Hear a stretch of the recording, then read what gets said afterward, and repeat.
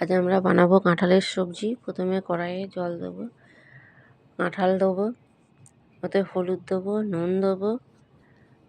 ভাপানো হয়ে গেলে তুলে নেবো। এদিকে মশলা করে নেবো, আদা রসুনের মশলা করে নেবো।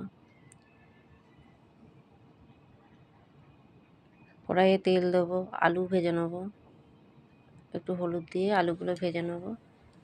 আলু ভাজা হয়ে গেলে তুলে নেবো। এর মধ্যে কাঁঠালগুলো ভেজে নেবো। ভাজা হয়ে গেছে, তুলে নেবো।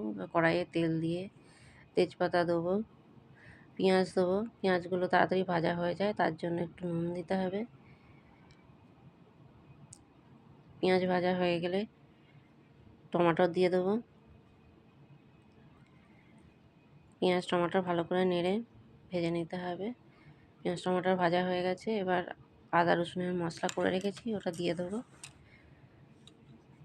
ওতে 1 চামচ জিরে গুঁড়ো, 1 চামচ লঙ্কা গুঁড়ো, 1 চামচ হলুদ গুঁড়ো, ধনে গুঁড়ো, এগুলো ভালো করে দিয়ে ভালো করে কষিয়ে নিতে হবে।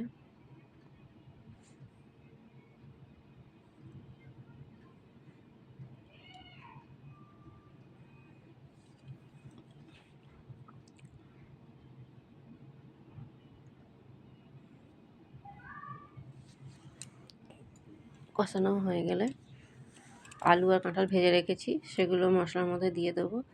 দিয়ে ভালো আর 2 মিনিট কষিয়ে নেবো। তারপর জল দিয়ে দেবো। ভালো করে নেড়ে চেড়ে ঢাকা দিয়ে দেবো।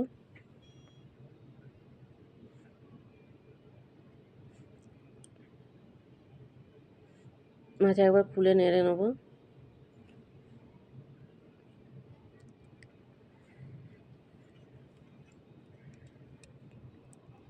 এরপর আমাদের সবজি হয়ে গেছে। এর মধ্যে গরম মশলা দিয়ে দেবো, ধনে পাতা দিয়ে দেবো। এবার গ্যাস বন্ধ করে দেবো। দেখো বন্ধুরা, কত সুন্দর কালার এসেছে।